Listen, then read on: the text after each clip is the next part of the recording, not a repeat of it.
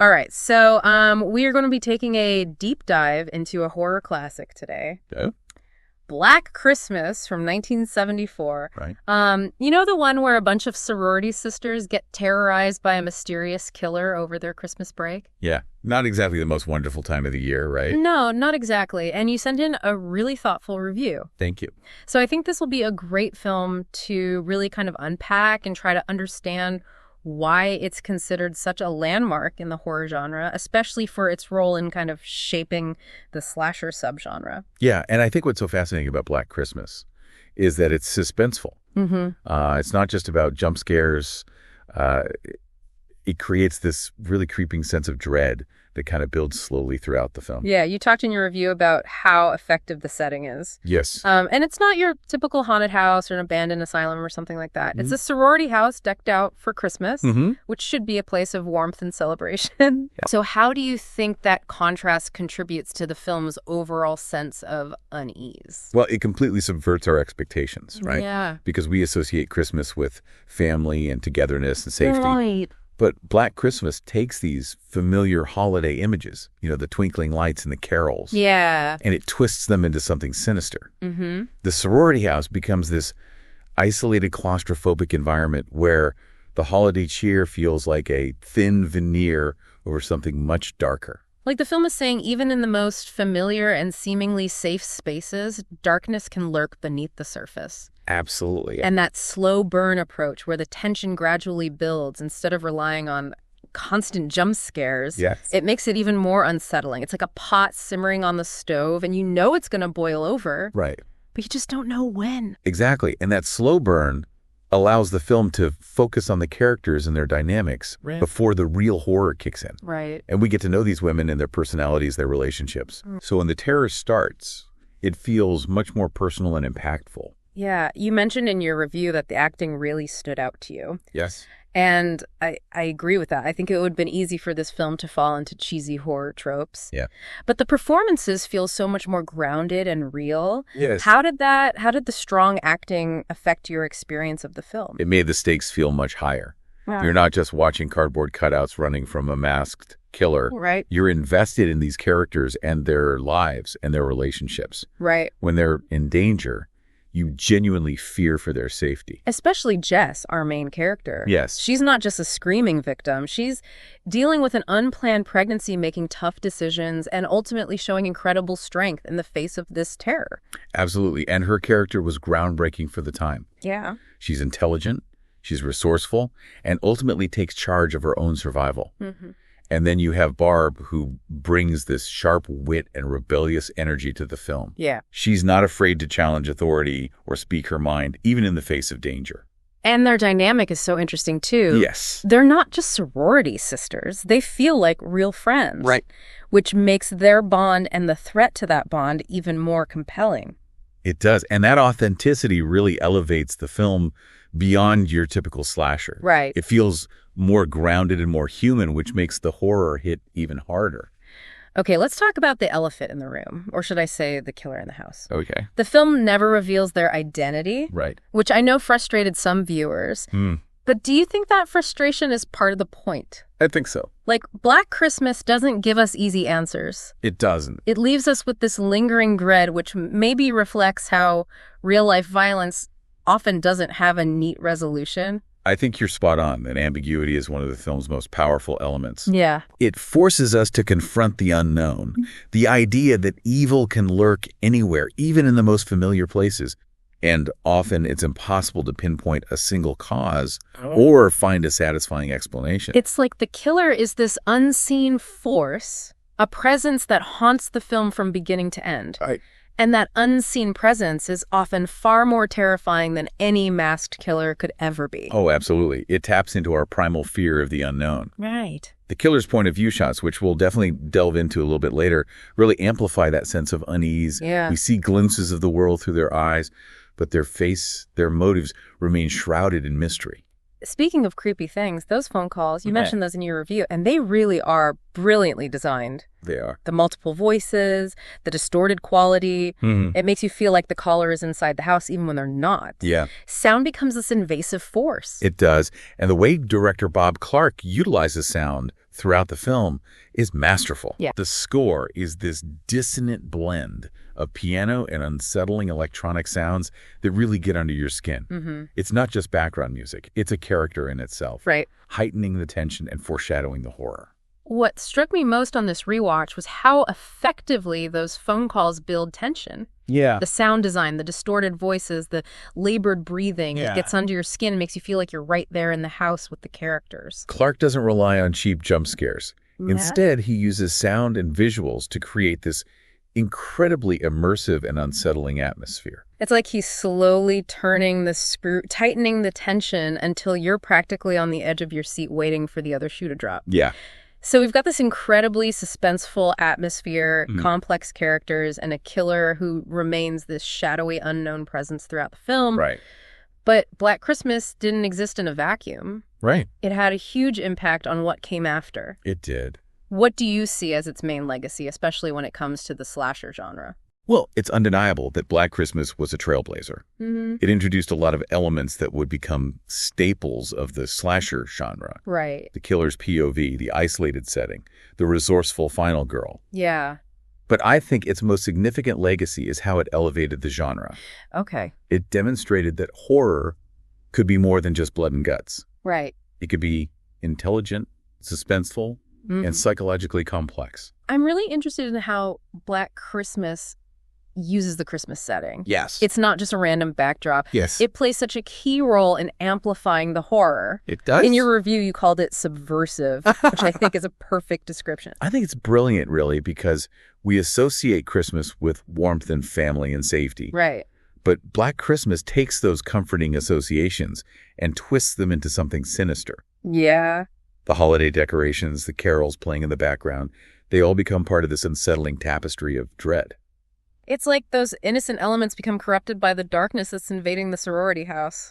Exactly. And it makes you question the safety of those traditions, the vulnerability that exists even in the most seemingly joyous times. Absolutely. And it also plays into those themes of isolation and claustrophobia we discussed earlier. The sorority house is supposed to be a place of sisterhood and community. Right.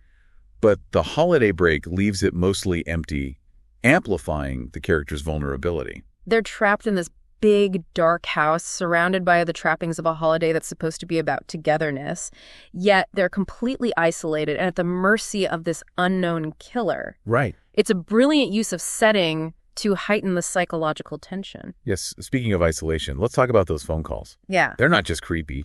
They're downright disturbing. Yeah. The way the killer uses the phone to taunt and terrorize the women. The phone, which is supposed to be a tool for communication, becomes a weapon in the killer's hands. Yes. It invades their space, disrupts their sense of safety. And those calls are so expertly crafted. Yeah. The multiple voices, the heavy breathing, the obscene language. It's like a sonic assault that gets under your skin and stays there long after the call ends. And we never see the caller. No. It adds to the mystery and makes it even more terrifying. Absolutely. You're left wondering, who is this person? Right. What do they want? Are they watching right now? Exactly. It plays on those primal fears of the unknown.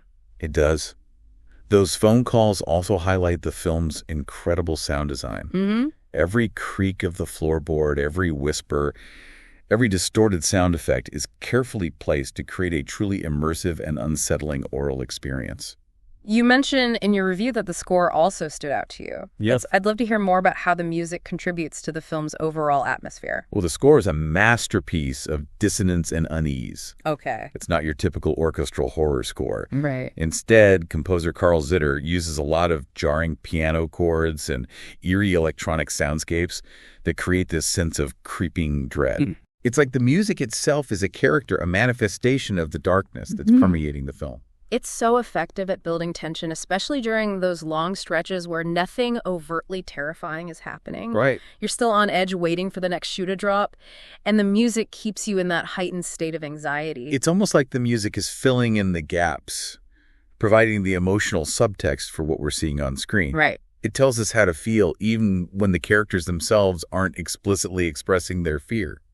And that brings us back to the killer's point of view, which we've touched on a few times. Yes. I think it's time we really delve into how those POV shots work to make Black Christmas so terrifyingly effective. Okay. Those shots were groundbreaking for their time. They were. They put the audience right in the killer's shoes, forcing us to experience the world through their eyes, their twisted perspective. Right. It's such a brilliant way to create suspense and unease. You're not just watching the events unfold. You're experiencing them firsthand, seeing the world through the killer's distorted lens. The way the camera moves, the framing, the focus on specific details, it all contributes to this unsettling feeling of voyeurism. Right. Of being complicit in the killer's actions. Mm-hmm. You're watching them stalk their victims, and in a way you're stalking them too. It's incredibly effective at blurring those lines between observer and participant. Yes. You're not just a passive viewer anymore. Right. You're implicated in the horror. And those POV shots become even more disturbing when you consider that we never see the killer's face. Right. We're experiencing their perspective, their thoughts, their emotions, but their identity remains a mystery. It's like being trapped in a nightmare where you can see and feel everything, but you can't understand why it's happening or who's behind it. Exactly. That lack of knowledge, that sense of the unknown is incredibly powerful and terrifying. There's also a sense of unease, a recognition that maybe we're not so different from the killer. We're both watching, observing, drawn to the darkness. Right. It's a very uncomfortable realization, and it's what makes those POV shots so effective. They force us to confront our own capacity for darkness, our own fascination with the macabre. Yeah. And that's something that stays with you long after the film ends. You mentioned in your review that Black Christmas left you feeling unsettled, even disturbed. Yes. I think a lot of viewers have that same reaction. Mm-hmm. Do you think it's because the film doesn't shy away from those darker aspects of human nature, those impulses that we often try to suppress? Absolutely. Black Christmas isn't just about scares. It's about confronting the darkness that exists within all of us, the potential for violence and cruelty that lurks beneath the surface of even the most seemingly ordinary people. It's a film that makes you question everything and everyone, including yourself. Yeah, of all. It's interesting how Black Christmas manages to be both terrifying and thought-provoking. It does. We've talked about the suspense, the sound design, the killer's POV, but what about the bigger picture? Okay. In your review, you touched on how the film tackles some pretty complex social issues. Right. Especially for a horror movie from that era. It's remarkable how much Black Christmas gets right, even by today's standards. Yeah. It's not just about a killer stalking sorority sisters. It's a film that reflects the social anxieties of its time, particularly around gender roles and female agency. We've already talked about Jess and her unplanned pregnancy. Yeah. That storyline feels especially relevant now, given the current climate. Right. What do you think the film is trying to say about women's choices and the pressures they face? It's definitely a nuanced portrayal. Jess is not a stereotype. She's a fully realized character, grappling with a very real and difficult situation. The film doesn't offer easy answers or moral judgments. It simply presents her story, her struggle, and ultimately her strength in the face of adversity. And it's not just Barb is another great example of a strong female character who defies expectations. Oh, she's outspoken, rebellious, and refuses to be silenced. She injects a bit of humor and defiance into the film, but she also represents a challenge to the traditional patriarchal structures that often confine women in horror films. She's not afraid to speak her mind, to challenge authority, even when it puts her in danger. And both of these women survive. Right. They're not just victims. They're the ones who fight back, who ultimately confront the darkness. That's a powerful message, especially for a slasher film. Yeah. It subverts those classic tropes and shows that women can be the heroes of their own stories, Right. even in the face of unimaginable terror. And the fact that the killer remains unknown, a faceless embodiment of malevolence, adds another layer to that message. It does. It's like the film is saying that the threats women face can come from anywhere, from anyone, and that they have the strength to overcome those threats. It's a powerful statement about female resilience, about the importance of agency and self-determination. And it's something that continues to resonate with audiences today. Okay, so we've got this groundbreaking film that expertly uses suspense, features complex characters, tackles social issues, and has this incredible legacy within the horror genre. But what about the ending? Your review mentioned that you found it frustrating. Yes. I'm curious, after all this discussion, has your perspective on that ambiguity changed at all? I have to admit, I still find the ending unsettling. Okay. But I think I appreciate it more. Now, the lack of resolution, the lingering questions, It's a deliberate choice that forces you to confront the uncomfortable reality that evil doesn't always get its comeuppance. And it mirrors that sense of the unknown that permeates the entire film. Yes. The killer remains a mystery, their motives unexplained, their fate uncertain. Right. It's like the film is saying that sometimes the darkness wins. Which is a terrifying thought, but also a realistic one. Yeah. Not all stories have happy endings, and not all monsters are caught. But even in the face of that bleak reality, there's still a glimmer of hope. Jess survives. She emerges from the darkness, traumatized but still standing. And her survival is a testament to her strength, her resilience, her refusal to be a victim. So maybe the ambiguous ending isn't about frustration. Right. Maybe it's about acceptance, accepting that life is messy, that evil exists, and that sometimes the best we can hope for is to survive and find a way to move forward. It's a powerful message, and it's what makes Black Christmas such an enduring and thought-provoking film. Yeah. It's a film that stays with you, that challenges you, and that ultimately reminds you that even in the darkest of times, there's always the possibility of hope. Well, I think we've covered a lot of ground here. We've delved into the suspense, the characters, the social commentary, the killer's POV, the unsettling sound design, and that ambiguous ending. But ultimately, the most important question is, what did Black Christmas make you feel? Did it scare you, challenge you, make you think about the world in a different way? That's the power of great horror. It gets under your skin and stays with you. And I think Black Christmas has certainly done that for both of us. Thanks for taking this deep dive with us.